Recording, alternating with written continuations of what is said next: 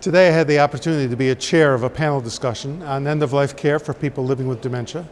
And we had three people: a person who does research in palliative care, a person who's part of the Palliative Care Association for Hungary, and also a woman living with a diagnosis of dementia from Australia who talked about her own experiences and her own desires for the end of her life. So it was a very rich discussion. Each person just presented for a few minutes about their ideas and the work they've done. And then we just had an hour of very rich discussion from a very engaged audience about a lot of different aspects of what it means to talk about what you want for your life when you're faced with an illness like dementia.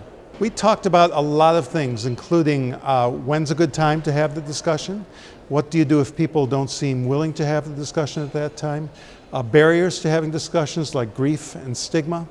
We talked about different models for hospice care in different countries and the pros and cons of each of those models. We talked about systemic barriers to providing good care.